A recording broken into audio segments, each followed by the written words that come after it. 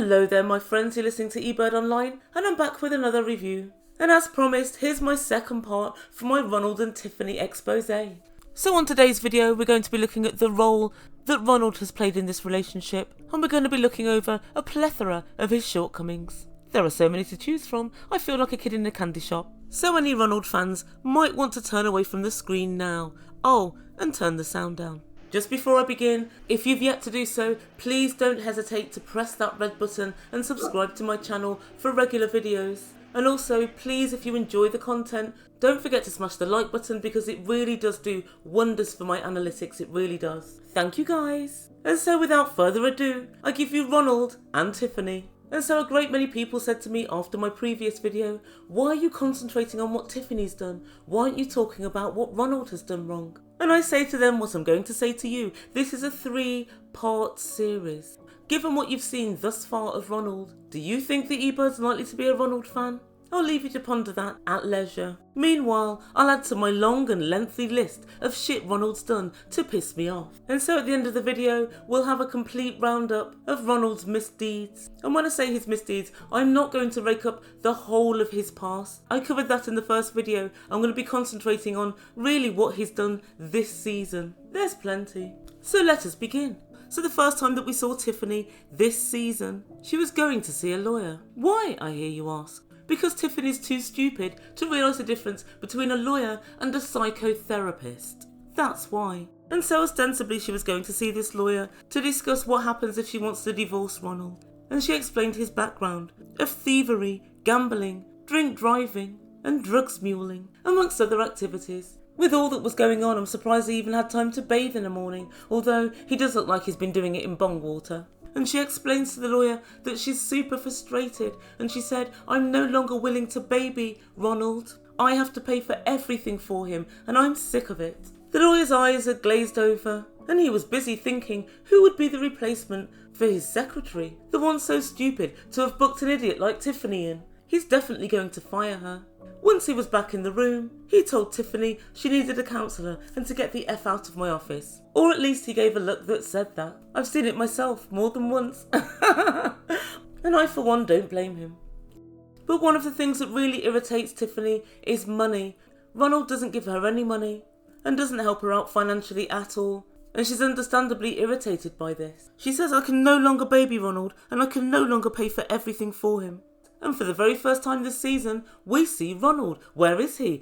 He's in a toy shop, buying a massive cuddly toy for his daughter. He tells us he can't wait to reunite with his family. And his plan is that he wants them to come to South Africa, to stay with him for the whole time until his visa to America comes through. Interesting use of the word until, Ronald. With a criminal history like yours, I'd say if. But what do I know?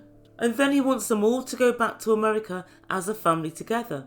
And he has this big massive cuddly toy which doesn't look cheap, and the shop assistant asked, do you want a plastic bag for this? And he said no, I'm fine. And then he grabs this white cuddly toy, gets onto his motorbike and just drives off. And I know this is a really trifling little thing, but this to me gets to the heart of Ronald and Ronald's so-called decision-making process, and I struggle to term it that because the choices he makes are usually characterised by being freaking terrible, and in addition to this, they appear to be process-free. However, the Ebird couldn't help but notice he was on a motorbike, and obviously when you're just driving around the streets of the city, and South Africa's quite a dusty place as well, obviously the toy's going to get dirty. What stopped Ronald from getting a plastic bag? Because Ronald doesn't think things through before he does or says them. That's the very worst thing about him. He doesn't ever think of the consequences or the potential consequences.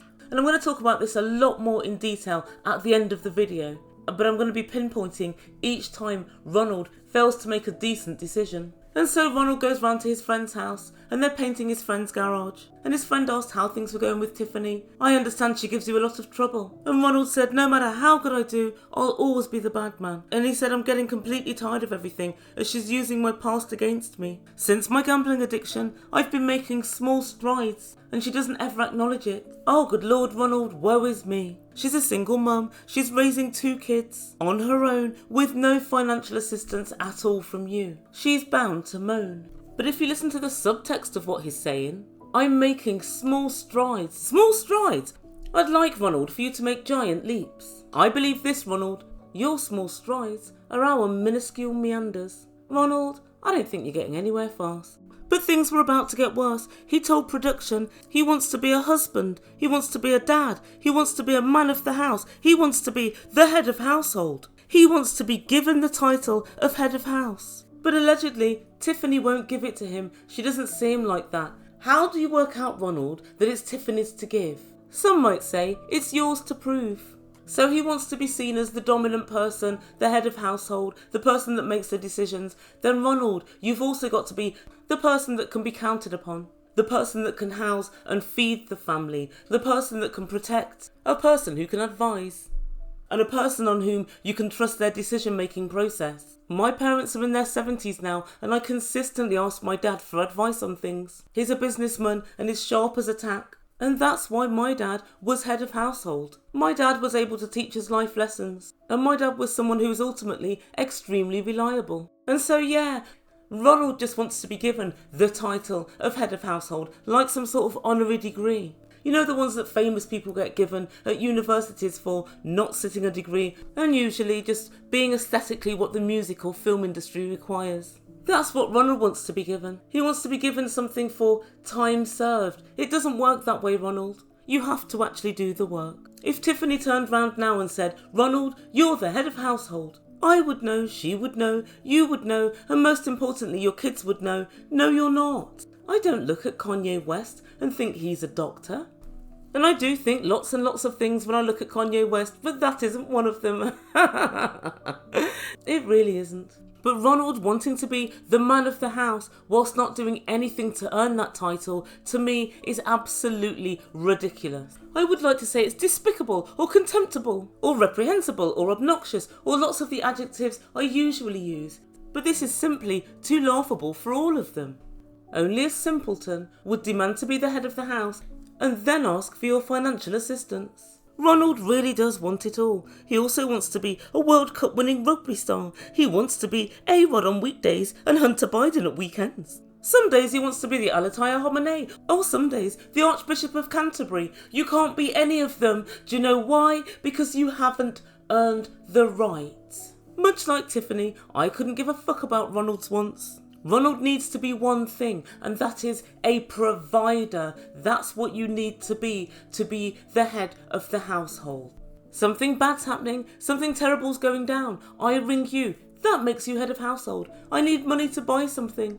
It's probably frivolous and not worth the money anyway. And I ask you. That makes you head of household. I'm in trouble, big trouble. I need someone to help me sort it out. That makes you head of household. Is any of this ringing any bells, Ronald? Is it ringing any bells? And he finishes off by saying, it's not easy having a wife who's always doubting you're doing the right thing. That's because usually, Ronald, you're either doing the wrong thing, or worse still, nothing, or the very next to it. So more bad news was on its way for Ronald. Tiffany had decided she wanted to move out of home and set up in her own apartment. And because she couldn't afford to do this and go and see Ronald, she cancelled the tickets that she had for her and her family to go to South Africa to see him. And she said, I'm tired of working whilst Ronald sits around playing video games. And the truth be told, I never know what to make of video games. I was always very, very down on them. But then I discovered some little kid that's about 14 won £2 million playing Fortnite. Maybe there's more to it than meets the eye. I kind of think, as addictive things go, it's probably the least bad thing that Ronald's ever been addicted to. We've had the drugs, we've had the alcohol, we've had the gambling. Yeah, the video games is kind of low down on the scale. And we see her move into this new apartment, but she still hasn't delivered the news to Ronald that she's not coming. And when they're decorating and doing stuff in the apartment, Daniel talks ad nauseum about Ronald. Dad wants this, my dad wants that. And has anyone ever noticed, Daniel's so tuned into Ronald that he never just calls him dad, he always says, my dad. There's a kind of ownership that Daniel has with Ronald. That's why it's so heartbreaking that these guys are about to break up. Honestly, if it wasn't for Daniel, I'd phone Ronald myself and tell him, you finished, you dropped, piss off. I honestly would. I'm good like that. And so when Tiffany was talking to Ronald on the phone and she told him that she cancelled the tickets, Ronald absolutely flipped his lid. And he was looking at Tiffany's bed and he said, oh, that's why you cancelled the tickets, so you could go and buy yourself fancy things. Ronald, it's a bloody bed. They do need to live somewhere, you know. And Tiffany said, it's for us. And he said, if it's for us, then why are you doing it alone? Because you're a felon, Ronald, and America doesn't want a bloody bar of you, so you're not allowed in. That's why she's doing it on her own. And it honestly bugs me that she has to answer to him as to why she wants her own home. Ronald, you've got your own home. Everybody else by the age of 30 has their own home. Even Brandon and bloody Julia have their own home. Why shouldn't she? And she argues with him and she says, I've paid for every single ticket to South Africa. It's about time you put your hand in your pocket. And then Ronald casually dropped into the conversation that he'd got a job working part-time at a bike shop, and you could see he wanted praise. He wanted a pat on the head. Oh, Ronald, Tiffany will praise you when the money rolls in, and not a moment before. And Tiffany said, I can't believe it, I can't. I've been working since I was 18, and no one claps for me.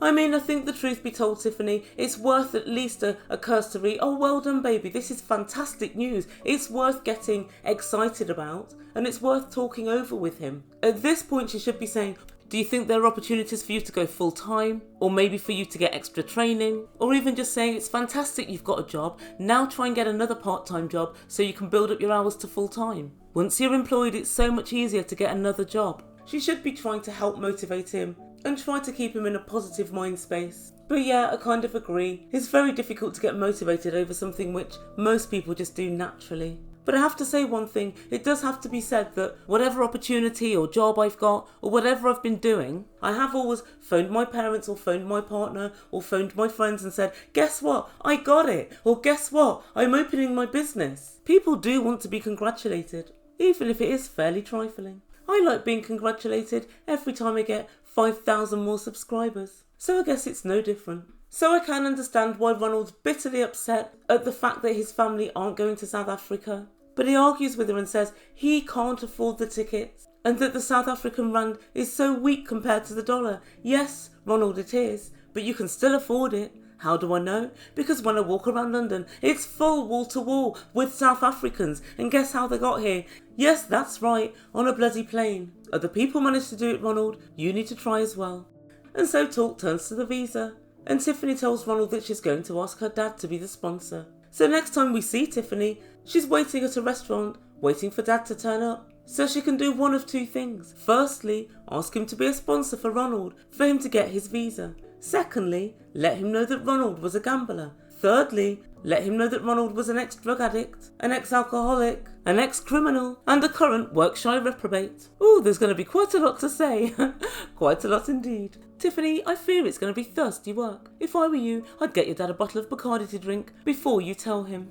And so her dad turned up, and I have to say he's quite the looker. A silver-haired fox, as it were. And the truth be told, now I see where Tiffany gets her looks from. She's a very, very good-looking girl with a very, very good-looking dad. And she explained to him that Ronald used to gamble. Used to, Tiffany? Used to? I'll explain to you, Tiffany, that Ronald still does gamble, on you and on this joke of a marriage. And she didn't go into too much detail, but she told him he was a mini-criminal and he never went to prison, and that he was a gambler. And her dad ended up saying, yes, I will sponsor you. And that was the last thing that she needed to actually file the paperwork. So she filed that paperwork with her dad's details on, and it came back that his visa was approved. Well, the first part of the visa. The second part of the process is, of course, the interview. So Tiffany decided to go and see an immigration lawyer to find out what chance, if any, Ronald had of getting into the country. Guys, I've already told you, he's got two hopes, Bob Hope and No Hope, and Bob Hope's dead. And so Tiffany went to see the lawyer and she sat down with him and he said, right, what's the situation? And she said, well, there was something about money being stolen and I think stolen goods and I think he was found with drugs on him. What drugs? I don't really know. It's very surprising to me that Tiffany knows F all, considering this is her husband, this is the person that she's asked her dad to sponsor to get into the country, this is the person that she had unprotected sex with and now has a daughter, this is the person that she married, yet she doesn't know what he stole and when, what drugs were found. There is, as you all know, a very big difference between a bag of weed and a bag of crack. Come on, Tiffany, which one was it? It leads me to ask questions about you, Tiffany. Is it crack cocaine that you're smoking? It's bloody something. And then she said something about a DUI, and then he was gambling, but he didn't ever go to prison. All of the charges were dropped. Now, when I hear things like this is what I know. when charges are dropped, it's because some things are admitted to and just left to rest on file. I've no idea what it's called in America, but in England you can have something which is called a caution, which means you've, I don't know, done some sort of small crime, but the police can't really be bothered to deal with it, so they make you admit to the crime and it lays on your file. That's what I believe has happened to Ronald. And actually, when I was researching this, a cursory glance at South African law tells me it's extremely close to British law, far closer in fact than American law. Which is unsurprising because I guess it was a British colony until, I don't know, the 1920s or 30s, whatever. But I digress. I believe there will be some imprint from all the many things that Ronald has done on his record. I just do.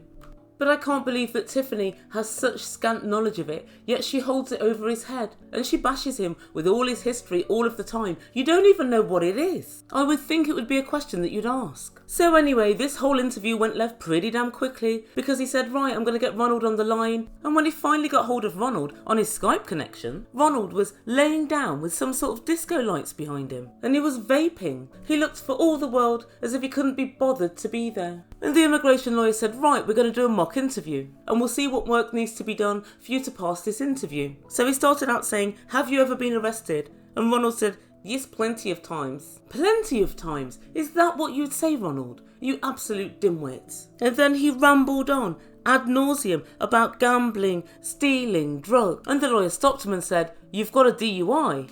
And then Ronald said, sit back, lawyer, let me tell you how things work in South Africa. And then he started rambling on saying he hadn't got done for anything and none of the charges stuck. Well, if you really knew you hadn't got done for anything and none of the charges stuck and you'd never been in prison, you could just have not ever mentioned it and you would have just glided straight into America. You didn't. So you knew there was some sort of problem. Come on, Ronald. And at this point I'm beginning to think, Ronald by name, Ronald by nature. What a clown. And basically the lawyer got bored and ended the call. And Tiffany said thanks, but you could tell she was really embarrassed. And outside she called Ronald and she said, what the hell was that?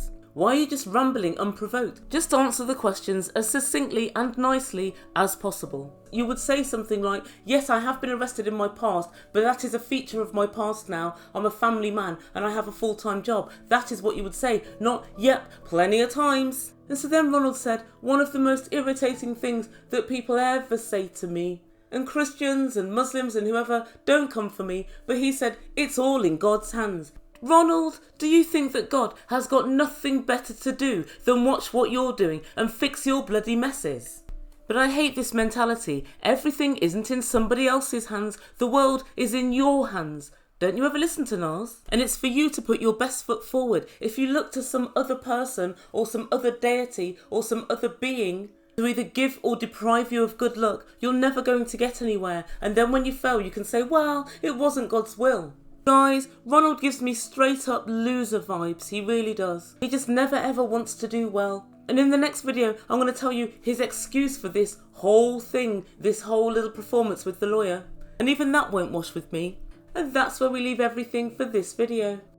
Oh guys, I ramble on far too long. I'm going to have to do one more video, so I guess it's going to be a 4-part series now. Lucky you. So what does the Ebird make from all of this? So the main thing I wanted to highlight in this video is Ronald's ineffectiveness on planet Earth. Ronald doesn't seem to understand how society works. He has no common sense. He doesn't know society's norms. He doesn't seem to be interested in knowing them or developing any further skills. And so we go back to what I was talking about at the start of the video, and he took the cuddly toy on his motorbike with no plastic bag. What was your reasoning behind not having a plastic bag, Ronald? Because you just don't think things through. You don't do much for your daughter, but when you do, you present her with a dirty, filthy teddy bear for her to lick and chew on because she's only one. And also in this very same scene, I see that he's getting on a very flashy motorbike. He told Tiffany he needed a bike to get around, but I look at it and I think, it's very nice. That's worth a bit of money. I know nothing about cars or bikes. I'm fairly sure someone more in the know than I is going to pop up and tell me,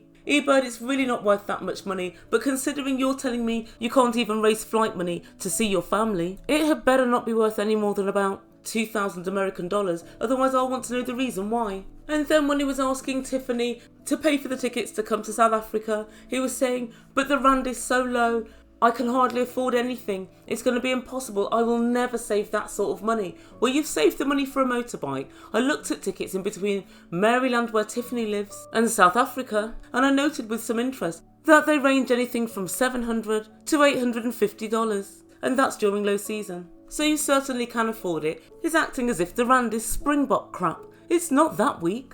Also, how do other South Africans manage to travel? Whenever I go to Cape Town Airport, it's very, very full of South Africans. Where are they going? How are they affording it? What Ronald really means is, it's cheaper for Tiffany to buy the tickets than it is for him. Oh, Ronald, in life, I always find it's cheaper for somebody else to bloody pay for something for me than for me to do it myself. There comes a time in a man's life, if you want to be seen as a man, that you have to pay for your family yourself. And then of course he wants claps and he wants plaudits for getting a fairly average job. And then afterwards, after she said, oh well done baby, he said, well it's only temporary, it's not much. Ronald, does it even exist? I have to wonder. I'm not being rude, but I don't really necessarily trust anything that comes out of this guy's mouth. And then there's the episode with the lawyer. Ronald always thinks he knows best. And it doesn't matter who he's talking to, whether it's a professional that's got 7 years of experience, or whether it's just somebody that's been through it many, many times before. Ronald always thinks he knows better, and he has a way of talking very patronisingly for someone whose life thus far has been completely untouched by success. The only thing that Ronald does well is interact with Daniel and make Daniel feel loved and cared for and protected. But when we really get down to brass tacks, and I mean really down to brass tacks, it's Tiffany who feeds him. It's Tiffany who clothes him. You can say, my boy, as much as you want. If you're not actually paying for him, if you're not actually guiding him on a daily basis, and if you're not there to wipe his knees when he falls down, or to help him with his homework, or to help him navigate his way through the rigours of life, how much can we really call it parenting? Now I know that Tiffany is a night terror, and that the truth bends itself quite literally around Tiffany. But I will say one thing. Her kids seem very intelligent. They seem to interact extremely well. Daniel seems, I don't know, freakishly intelligent. For me, for a child that young, he understands so much. And so she must be doing something right. And I really do want to be positive for Daniel, and I do love the relationship between Daniel and Ronald, but I do know one thing. Very often we turn into our parents and we learn early life lessons from who we're surrounded by. And it's a worry that Daniel may develop the intolerable level of toxic masculinity that Ronald displays. I've got to put it out there, it's entirely possible. And there's the fact that Ronald thinks he's always right. And for someone who lives in a world completely devoid of all personal responsibility, yes, Ronald, you are right. So yes, previous video, not a fan of Tiffany. This video, not a fan of Ronald. The next one I'm going to cover what actually happens when Tiffany arrives in South Africa. And then we're going to delve into the divorce. Guys, let me know what you think. Do you think that Ronald is a lost cause? Do you think that Ronald has been making progress and should be applauded? Do you think he's got the sharp end of a stick? Do you think no matter what he does right, Tiffany will always say he's wrong? Or do you think he stretches the truth a bit? I think he relies an awful lot on Tiffany financially. He makes no offer to help her. And it's very interesting that when he does buy something for his daughter, it's something by which she can remember him. It's kind of a glory present. It's not something functional, like nappies, like clothes, like food, like things that she needs to stay alive. It's not those things. It's something of glory. It's something that he can boast and brag about. And we'll see more of this in the next episode. But yeah, I really noticed that about Ronald. It's all about how things look and how he looks as a great man. The other thing I want to ask you is, do you think that someone can automatically make themselves head of household just because they're a man? Honestly, I thought that shit went out with the 1950s. I think you're head of household if you behave like head of household. Also, for most enlightened people, there isn't really a struggle or an argument over who's head of household. I don't think my parents ever talked about it, but I guess it's something that's on your mind a lot more if you think you should have it and you don't have it. Maybe that's what it is. Anyway, I've got to wrap this up at some point, so thank you so much for listening. If you haven't done so yet, like, subscribe and all of that good stuff. It's fun over here. And I'll get on with my next video. Thank you so much for listening. You've been listening to Ebird Online, and I bid you good day.